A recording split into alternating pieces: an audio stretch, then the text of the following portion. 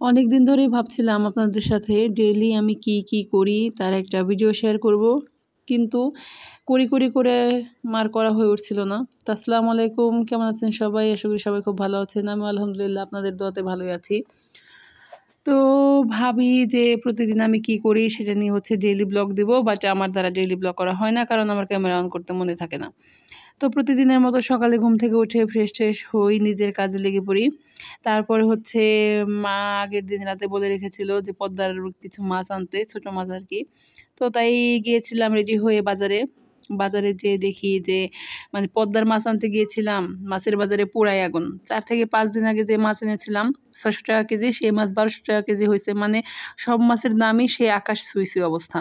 মধ্যবিত্তদের নাগালের বাইরে চলে গেছে এই মানে মাছগুলো। পদ্মার মাছ, নদীর মাছ, খোলা পানির মাছ, এগুলো আর আমাদের মতো মধ্যবিত্ত মানুষের কাছে নেই, মানে হাতের নাগালে নেই। এখন আপনার প্রজেক্টের মাছ, পোলট্রি ফার্মের মুরগি এসব খেয়েই মনে হয় জীবন বাঁচাতে হবে, এছাড়া কিছু আসলে করার নাই। কারণ সবজিরও তো অনেক দাম, সবজিরও দাম বেড়ে গেছে, সব কিছুরই দাম বেড়ে গেছে। পোলট্রি মুরগির দামটাও আগে যেরকম ছিল সেরকম নাই, সব কিছুরই দাম বেড়ে গেছে। তো আমি টুকটাক একটু ভিডিও টিডিও দিয়ে নিয়েছিলাম। মাছগুলো দেখতে অনেক সুন্দর, যেমন দেখতে সুন্দর তেমন দামও সুন্দর। যাই হোক, তারপর আমরা আমি তো সকালবেলা যখন বের হয়েছিলাম তখন সুন্দর করে ব্যাগ নিয়ে বের হয়েছিলাম, মোটরসাইকেলের চাবি নিয়ে বের হয়েছিলাম, বাট গেটের চাবি নিতেই মনে নাই, গেটের চাবির জন্য দাঁড়াইছিলাম। তারপর আমাদের গন্তব্য ছিল স্ট্যান্ডে, কারণ আমার স্কুটির তেল শেষ হয়ে গেছিলো, তাই অকটেন আনতে গেছিলাম। সকালবেলা গেলে সিরিয়াল থাকে না, এই জন্য সকালে যাওয়ার চেষ্টা করি।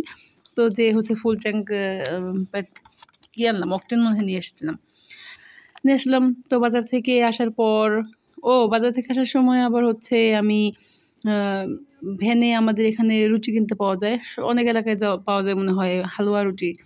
তো বিশাল একটা রুটি কিনে নিয়ে এসেছিলাম, ১ কেজি পরিমাণে রুটি কিনে নিয়ে এসেছিলাম। তো বাজার থেকে আসার পর উঠছিলাম আর ভিডিও করছিলাম আমার মায়ের হাতের লাগানো গাছগুলোর, অনেক সুন্দর পাতাবাহার গাছ হয়েছে, অনেক সুন্দর। তো আমি বাসায় এনে রুটিটাকে দেখাচ্ছিলাম আমার ছোটো বোনকে, দেখো কত বড় রুটি।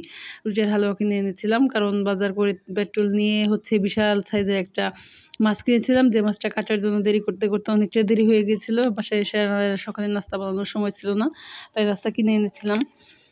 তারপর মা মাছগুলো কেটে নিচ্ছিল, আর মা গুনে বলছিল যে এত দামি মাছ, তো মাছের আনুপাতিক হারে দাম অনেক বেশি।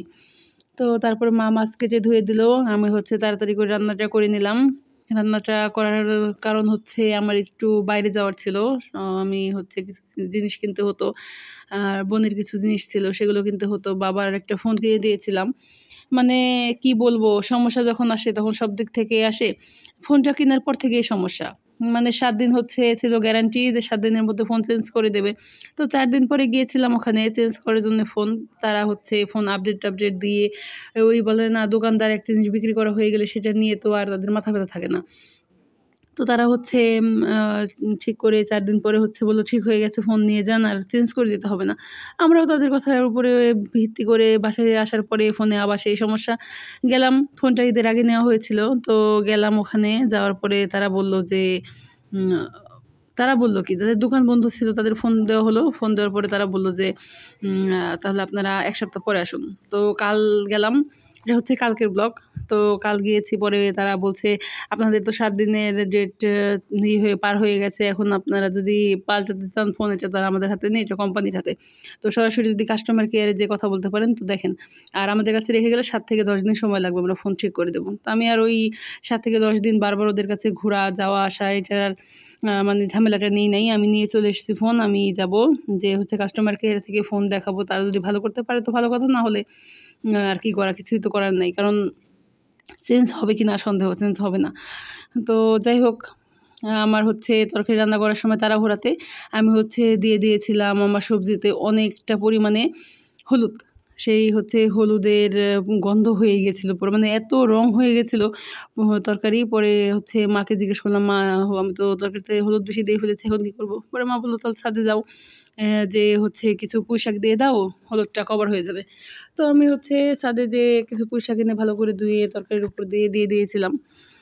তো এই তো আমার রান্নাবান্না সুন্দর করে কমপ্লিট করে দুপুরে গোসল টোসল করে খাওয়া দাওয়া করে বোনের কিছু নোট করা বাকি ছিল, হালকা পাতলা একটু নোট করলাম। করার পরে হচ্ছে রেডি হয়ে গিয়েছিলাম মানে ওই ফোনটা নিয়ে ওখানে যাওয়ার জন্য, যেটা বললাম আপনাদের কাছে। তো ফোন নিয়ে গিয়েছিলাম, তারা তো পাল্টে দিল না। কিছু বোনের কিছু জিনিস কেনার ছিল, আর হচ্ছে তার কাটার হচ্ছে একটা হাতের স্কিন মোজার দরকার ছিল, সেটা হচ্ছে কিনতে গিয়েছিলাম। তো সেটা নিলাম। তারপরে তো আমি দেখুন আমি রেডি হয়ে আবার নিজেকে দেখছি আয়নায় যে আমি রেডি হয়ে গিয়েছি, যাচ্ছি।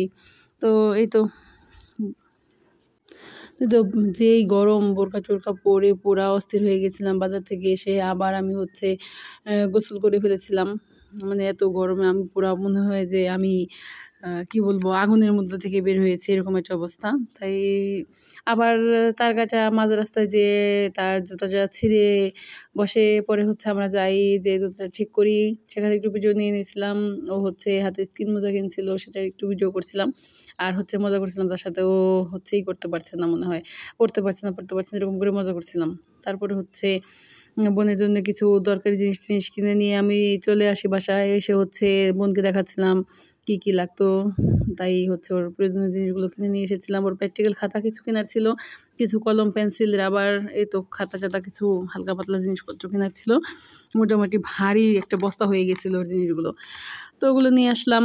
আসার পরে হচ্ছে গোসল টোসল তো করলাম, করার পরে বসে আছি। তখন দেখি মা হচ্ছে ছাদে থেকে পুদিনা পাতা নিয়ে এসেছে। আবার আমার বর্তমানে রিসেন্ট ফেভারিট হয়ে দাঁড়িয়েছে হচ্ছে এই পুদিনা পাতার চা। মানে আমার এই পুদিনা পাতার চাটা যে ইদানিং এত ভালো লাগে, এটার ফ্লেভার এত ভালো লাগে যেটা বলার মতো না। তো তাই আমি হচ্ছে ১ কাপ চা বানিয়ে নিচ্ছিলাম। আমার মা কিছু ফুল নিয়ে এসেছিল আমার জন্যে। এনে ফ্রিজের মধ্যে ঢেলে বলছে, "দেখো কি সুন্দর ফুল।" তো তাই আর একটু ভিডিও নিয়ে নিয়েছিলাম। তো পুদিনা পাতার চা খাওয়ার আগেই মা হচ্ছে মুড়ি ভর্তা করে দিয়েছিল পুদিনা পাতা দিয়ে। সেই মুড়ি খেলাম। মুড়ি খাওয়ার পর হচ্ছে চা বানিয়ে নিচ্ছিলাম।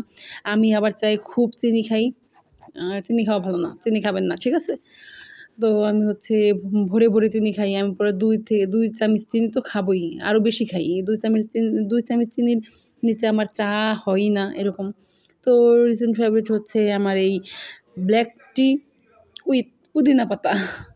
যাই হোক, তো চা খাচ্ছিলাম। আর বোনের কিছু লেখা-টেখা বাকি ছিল, তো সেগুলো হচ্ছে চা খাচ্ছিলাম আর লিখছিলাম। এই তো আমি হচ্ছে তারপরে লেখার পরে হচ্ছে আমি শুধু খাচ্ছিলামই। তারপরে বোন হচ্ছে প্রাইভেট থেকে বাসায় আসলো ৭টার দিকে। বাসায় আসার পরে ও আবার চানাচুর মাখিয়ে নিয়ে এসেছিল। আবার আমি চানাচুর খাচ্ছিলাম। তো তারপরে আমি যখন এটা হচ্ছে মানে ব্লগটা যখন আমি এডিট করতে গিয়েছিলাম, তখন দেখছিলাম যে আমি কি এটা ডেইলি আমি কি করি তার ভিডিও করলাম, নাকি আমি মানে সারাদিন কি খাই না খাই তার ভিডিও করলাম। মানে আমি যে ভিডিওটা করছি, আমি যে কী করছি প্রতিদিনের কাজ আমি দেখাতে চাইছিলাম, কিন্তু সেটা না দেখিয়ে প্রতিদিন আমি কী খাই সেটা দেখিয়ে ফেলেছি। মানে কী খেলাম না খেলাম সেটা দেখিয়ে ফেলেছি। তো পরে দেখলাম ভিডিওটা এডিট করতে যেয়ে যে এই ভিডিওটা ফুললি আজাইরা একটা ভিডিও হয়ে গেছে। মানে এই ভিডিওটার কোনো শুরু শেষ কোনো কিছুই নাই। কী যে ভিডিও করছি তার কোনো ঠিক নাই। তো চা খাচ্ছিলাম। চা খাওয়ার পরে হচ্ছে আমি আ লিখছিলাম বোনের আবার লেখা, আবার চা খাচ্ছিলাম, এটা খাচ্ছিলাম, ওটা খাচ্ছিলাম। মানে সন্ধ্যার পর থেকে খাওয়ার উপরেই ছিলাম। এত খেয়েছিলাম বলার মতো না। যাই হোক, তারপরে হচ্ছে বোনের রুমটা দেখছিলাম। বোন তো পড়াশোনা করে পুরো খাট দিয়ে, বই দিয়ে পুরো ভর্তি। ওর রুমে বই সবথেকে বেশি। অন্য কিছু থাকুক না থাকুক, বই দিয়ে ভর্তি। আবার আমি হচ্ছে আয়না দিয়ে একটু টুকি করে দেখছিলাম নিজেকে। এ এই ফোনের কী বলে, ভিডিও ক্যামেরা অন করে হচ্ছে দেখছিলাম আর হাই দিচ্ছিলাম। তো যাই হোক, এই তো আমার চা খাওয়া কমপ্লিট হওয়ার পরেই তো বোনের চানাচুর খেলাম। চানাচুর খাওয়ার পর রাতের খাবার খেলাম। রাতের খাবার খাওয়ার পরে হচ্ছে আমার ফিল্টারে পানি দেওয়ার ছিল। তো হচ্ছে ফিল্টারে একটু পানি দিলাম। এই তো তারপরে দেখি আমার ভিডিও, আর তারপরে তো রাতে শুয়ে ঘুমিয়ে গিয়েছিলাম। আর কোনো কিছুই আর করা হয়নি ভিডিও। এই তো আমার ভিডিও ভালো লাগলে অবশ্যই একটি করে লাইক দিয়ে যাবেন। আসসালামু আলাইকুম।